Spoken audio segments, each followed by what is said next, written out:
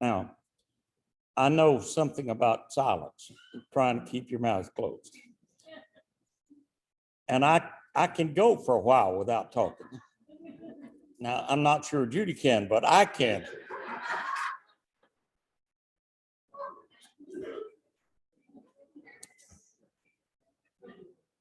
But to sit in someone's presence for a week without saying anything, because they really don't know what to say. And then when they open their mouth, you're going to find out they've made some mistakes. And so as you read through that, it's an interesting read. And if you haven't read it in a while, let me suggest you just pick up your Bible sometime this week and read chapter 3 through 14 and listen to what they say. Honestly, in previous studies of Job, I thought they made some really good points, the friends. But Job realizes that they're putting him in a box, and we'll get into that box that they're putting him into in just a minute. Our picture for today is at the end of the third speaker, is Zophar. At the end of his speech, Job seems to transition. Now, again, we seem to transition. When you look at the scriptures, you don't notice a difference. But if you read it closely, you'll think he's no longer answering Zophar. He's now talking. And chapter 3, which is the chapter that Job starts this, remember, the three friends have come and they've sat in his presence for a week. And finally, Job starts talking. And that's in chapter 3. And it goes from melancholy to faith to melancholy to faith. And it seems to go all over the place. So it's a beautiful read. In reality, it's like most of our faith. We have some up times and some down times, and we go as we approach that. But this is an extension of that, and it looks as though, in my opinion, he's talking straight to God. And we'll get into that as we approach this. Hope, the hope defined is the title of your lesson, and hope is a feeling or an expectation. It's a desire for certain things to happen, and when we hope for a lot of things. Back in the old days, when I was really into college football, I hoped the Texas Longhorns would always beat A&M. That back in those days. Now, it didn't work out that way, but I hoped, okay. And I hoped the Astros would win every time I watched them. And I hoped the Texans would win every time. I hoped all those kind of things. But we really hope about health. We hope that we won't have a problem. We hope things get better. We hope we can get a job. We hope those sort of things. Cindy and her mom prayed for a long time for a house, and they finally got it. So it's a hope realized. We hope for friends. We hope for relationships. Back in the days, past days for most of us, we hope for a relationship with somebody. You know, either a girlfriend or boyfriend or however. We do all those kind of things. But life in reality is meaningless without hope. If you ever listen closely to those people who've been in prison, particularly in Vietnam and in Germany and some of the other places, they will say the only thing that kept me alive was hope. And I think that's particularly true. And that last sentence is very applicable. I think losing hope in the future, if I'm not hoping for something tomorrow, then I lose strength for today. I think that's pretty accurate. The book of Job is going to help us walk through that to see meaning in life when things don't happen the way we would love for them to happen. And if you've lived as long as most of you have, you've had some things that happened in your life that weren't pleasant and weren't comfortable, and you wish they'd never happened. Well, our study is to look in this section, and the scriptures, the authors, the writers of the quarterly, whether it's yours or mine, never picked up on the idea of God's sovereignty. But because we just finished Luke, I stick God's sovereignty everywhere. And we'll see how God is sovereign, even to Job, in all of this that's going on. And I think that's so true. In chapters 1 and 2, Job lost everything. You remember his family of 10 kids is killed overnight. He's lost all of his flocks, his servants. And then the final one, the devil is allowed to afflict him with boils and all that sort of stuff. I already mentioned chapter 3. Chapter 4 is a series of dialogues. And I need to put this right at the beginning. When you listen to their dialogues, there is one thing that flows through in every one of the friends' comments. And that is this, that if you're doing good, God blesses you. If you're doing poorly, God curses you. And all of that seems to be going on behind the scene. In reality, it's called retributive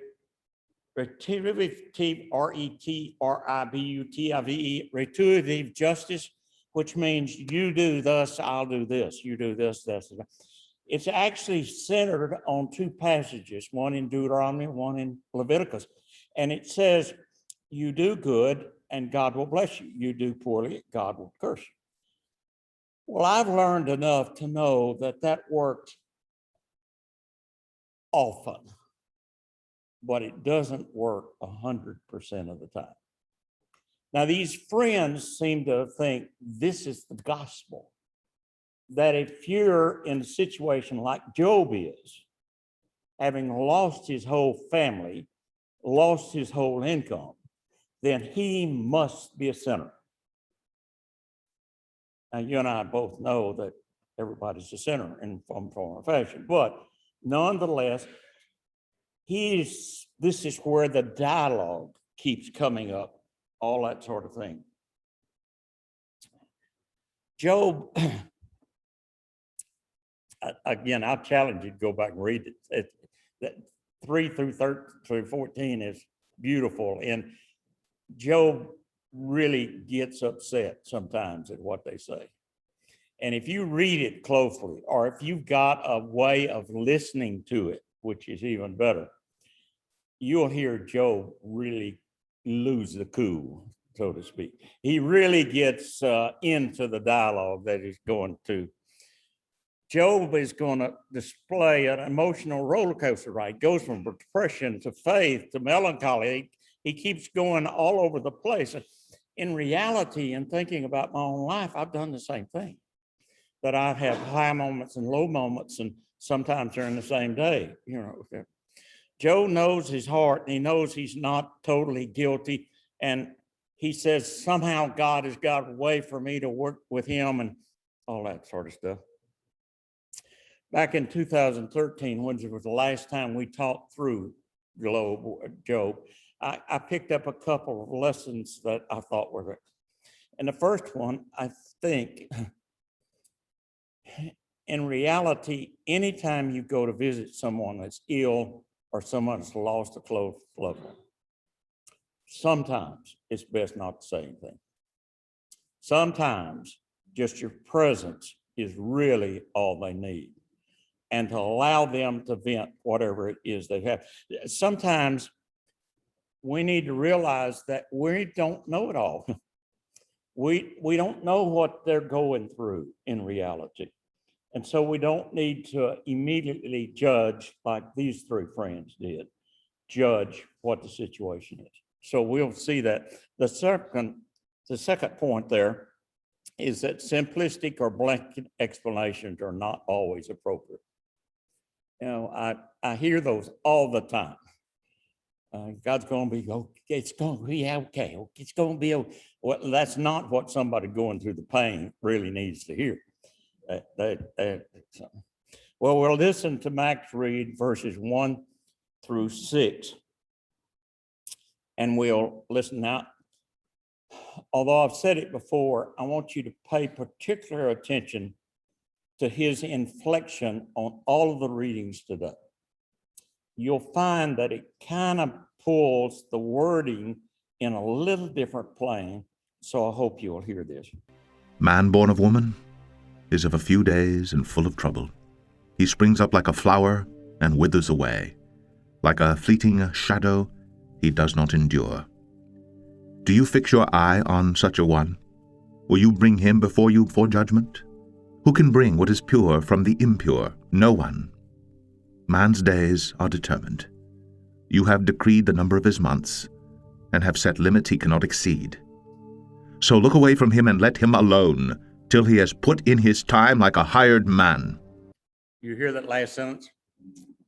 He raised that octave, 2 or 3 octaves a little higher when he read through that. Notice how underlined full of trouble. In reality, everybody on earth has some trouble in one side or another, and we all go through that. And I put in my notes, because our days are limited, we can either view the trouble that we're going through as negative, or we can look at it as a way of building our character and going through that. Life, he says, Job says, is short. Now, I put in comparison of eternity, because our life is just, it's not even a twinkling of an eye. It's shorter than that. And it's short, and it's a few days. I visited with a man in church this morning. He's 95, and he's got a brother that's 102. Still living alone, still driving, 102. Now, when I look at his life compared to mine, I've still got a long way to go. But most of us are not going to have 100 years on this earth, most of it.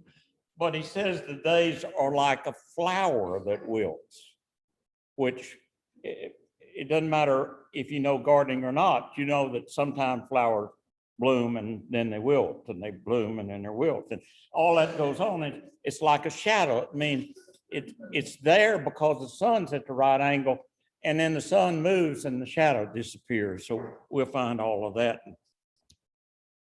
Then he says, our days are a lifespan. Our days, the number of days from the day we come up to the day we end, are not there very long. But Job says some really important things. And he said, God is in control. Now, sometimes we forget that. I mean, honestly, sometimes we just forget that, but it's determined by God. There are a couple of times in the Old Testament, particularly, when you'll notice that God said he lengthened his days. That's pretty clear that he had a set time to die, but God gave him an extra 5 years, 15 years, or whatever it was. The second one is the point of days, the number of days is set. So it's not only a time, it's actually a number of days. And the one you can't read up there is that the limit can't be exceeded. I mean, if God said, this is its time, this is the time. Well, we don't like to hear that, because sometimes, particularly when death comes quickly, we wonder, why does it happen today? Why couldn't it happen 5 years from now or 10 years from now? That's what we're all dealing with. Life is short, as Job said. Now, going back to the scripture here, I think Job is saying, God, there's so much stuff going on with me. Why are you just looking at me? Why? Apparently you're not visiting everybody, because I'm the only one lost everything.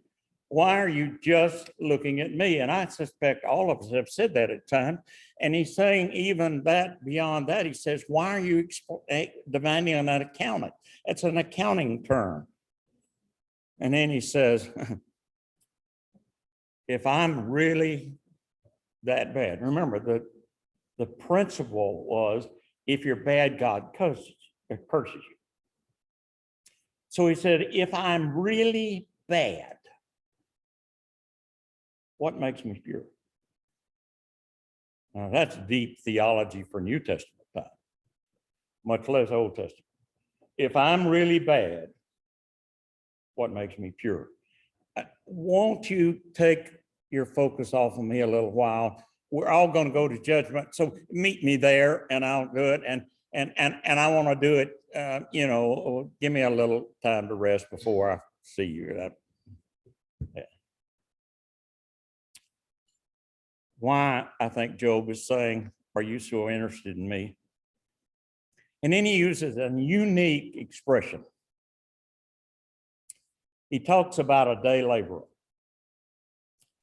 Now, for we who've been in the business, we understand that there is a difference between, let me just use generalities, white collar workers and blue collar workers. Blue collar workers normally punch a clock, which means they come in at a certain time, they leave at a certain time, there's a certain job that they're supposed to do, and when it's over with, they go home. They don't have to worry about the overall function of the company when they get home. However, if you're a white collar worker, sometimes you have the responsibility of making sure things are ready for the next day, or making sure the long range plans, or making sure, and so you take home this burden all the time of something else that's going on. And he says, God, I've had all this stuff. I've been concerned about all my oxen and cattle and sheep. I just let me be like the day laborer. He just went in and worked and went home. And when he got home, he could turn it all off and he could go to sleep. Well, take your focus off of me, Lot. Job's point appears to say, and all of us have said this, God, I've had enough. Whatever you've done to me is okay, but enough is enough. Verses 7 through 12. At least there is hope for a tree. If it is cut down, it will sprout again, and its new shoots will not fail. Its roots may grow old in the ground, and its stump die in the soil. Yet at the scent of water it will bud, and put forth shoots like a plant. But man dies and is laid low.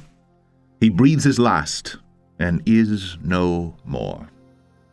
As water disappears from the sea, or a river bed becomes parched and dry, so man lies down and does not rise. Till the heavens are no more, men will not awake or be roused from their sleep. He gives two illustrations. I've underlined them so that you get a hold of them before we get into it. The first one, he says, I want to compare life to a tree. And the next one, he said, I'd like to compare life to a body of water or river or a gully where water used to run. I'd like to do those two things. Job has just said that our days are few, and now he progresses, in my opinion, to life after death. Because he talks about that the tree dies and buds again, and the water, it uses all that. I think he's centered here on life after death. The Hebrew word, again, you can't see that because the Hebrew word for man is unusual. Man just normally means a male. But in this one, it's the man at the peak of his prime, at his best days. This is the man he's talking about. So when you read that, where you see, but man, that's what he's talking about. Not just an ordinary man, not one that's got 40 years on him, but one man is at his peak of his prime. He said that when a tree dies, most of the time there's still life in the trunk, in the stump. Sometimes we see that quickly. I've cut down enough trees to know that sometimes you cut it down and immediately some sprouts grow up. And other times it's not there, but you give it the right conditions. You give it enough water and you give it enough light and you work it just a little bit, you'll find that there's still life mostly from that. And so he said the tree, even though it looks like he's died, he's actually got some life in him. It's better. And she's talking about non-humans at life. But man is so limited. He doesn't have that privilege, and I made sure I put this in, as Job sees it. Remember, resurrection wasn't a common thought in the Old Testament. In fact, if you really look at it, at the beginning of the New Testament, life after death was really unusual for people to grab a hold of that. Job's right. Death is an end for our time on earth. And we know by the New Testament, there's another time. But instead of being negative, like Seth talked about this morning, instead of being negative, we need to say, okay, I've got so many days left. I understand there's an end, but let me do what you've got planned for me to do during that time period. We ought to look at it as a goal, an anticipation. Man's death is also compared to a riverbed where no water longer feeds it. So is man after God has declared his end. Most of the time, particularly in Colorado and some of those other places, a stream will dry up. And then all of a sudden, a major rainstorm will come way off yonder. And overnight, the water flows down. In fact, many campers have been caught because the water comes so quickly and they thought it was okay and they didn't think. But sometimes he's saying God, so is man after God has delivered.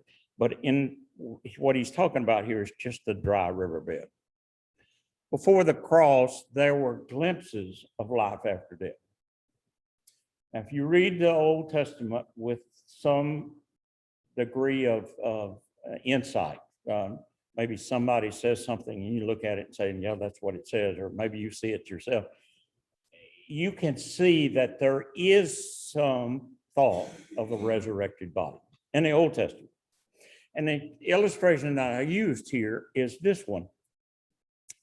Remember when Jesus is talking with Sadducees who believed there was no resurrection. He says, you misread the scriptures because it says, I am the God of Abraham, Jacob, and Isaac. Meaning Abraham, Isaac, and Jacob are still alive. So there was glimpses in the Old Testament of resurrection.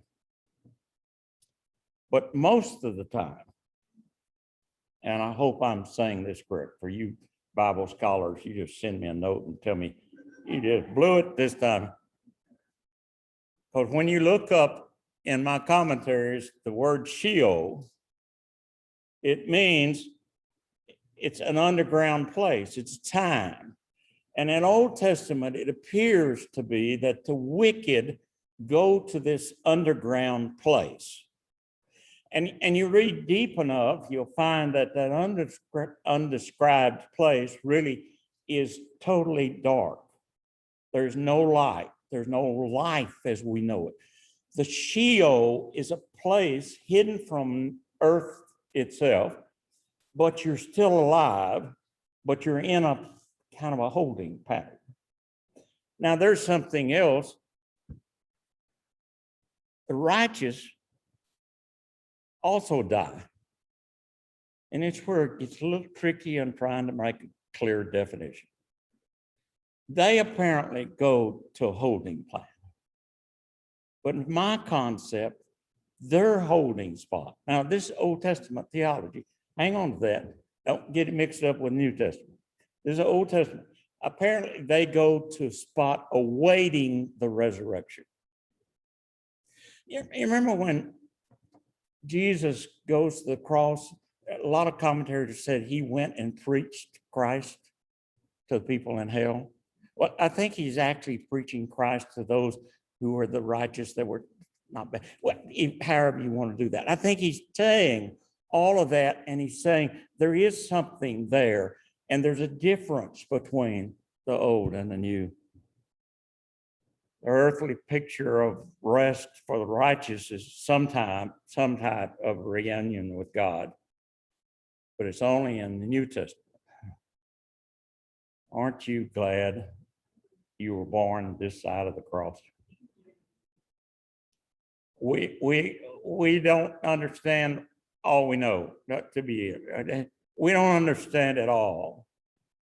But we're so glad that we now have a picture of what Jesus really did for us. Last two verses. Again, pay attention to the inflection. If only you would hide me in the grave and conceal me till your anger has passed. If only you would set me a time and then remember me. If a man dies, will he live again? All the days of my hard service, I will wait for my renewal to come. You hear that last phrase? I will wait for my renewal to come. Powerful, powerful phrase. God's going to ask, or Job's going to ask God two things. He said the first thing, well, both of them are going to start with a phrase, if only. I've got them underlined. The first one, he says, if you would hide me in the grave and conceal me until your anger is past. I mean, and without reading it, let me just tell you what I think Job said.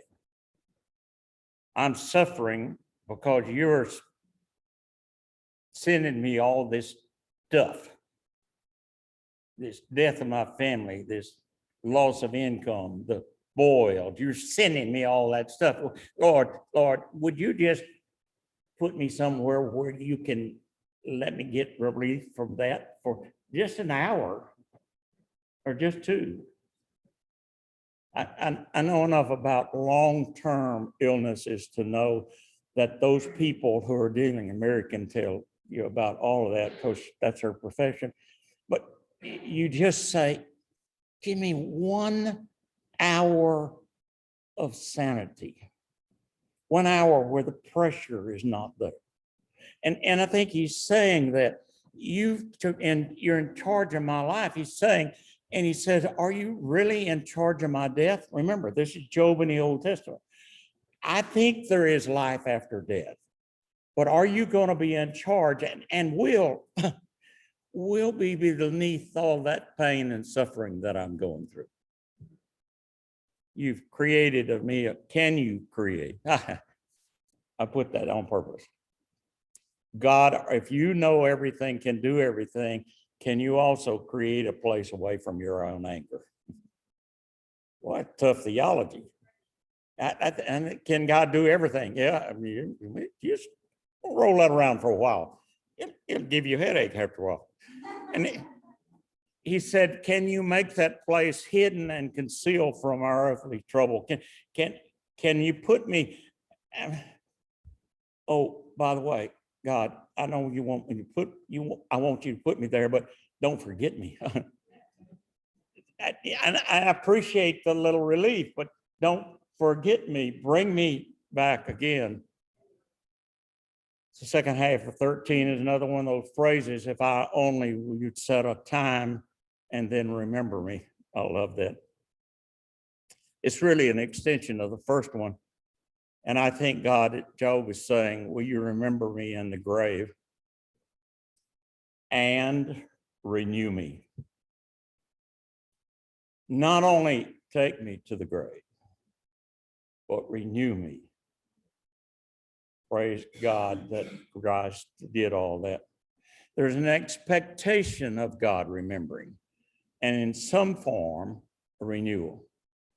I love the Gospel of John, well, actually, 1st and 2nd John, where he says something like, I don't know what he's going to look like, but when I see him, I'll see him as he is, and he'll see me as I'm in. And whatever we are together, and we can recognize, and we can communicate, and we can. Time is actually a fixed word. It's that time where he talked about that man has a limited number of days. And then he says, remember.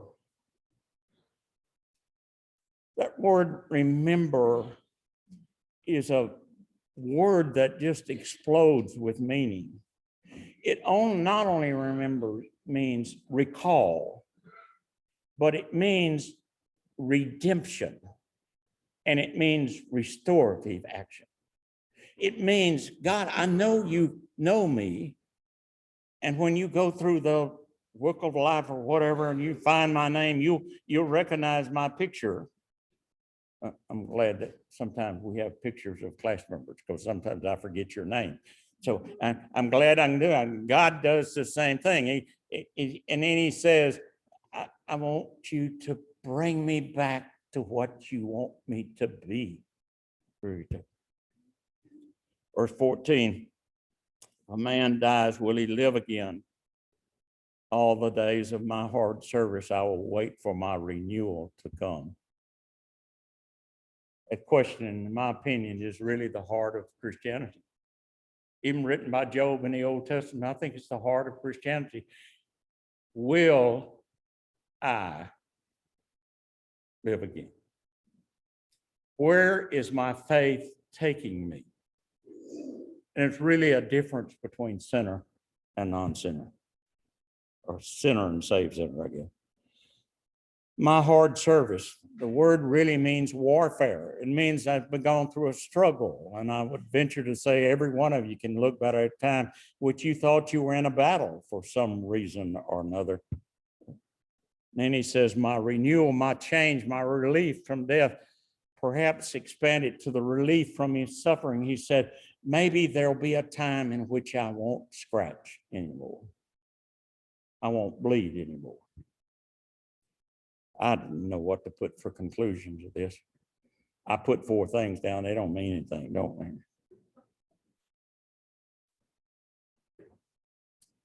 I think first he says that life is often monotonous and troublesome. But within those tasks, one can find hope. We can find meaning. Second thing I think he said is sometimes the best comfort we can offer is just silence and prayer.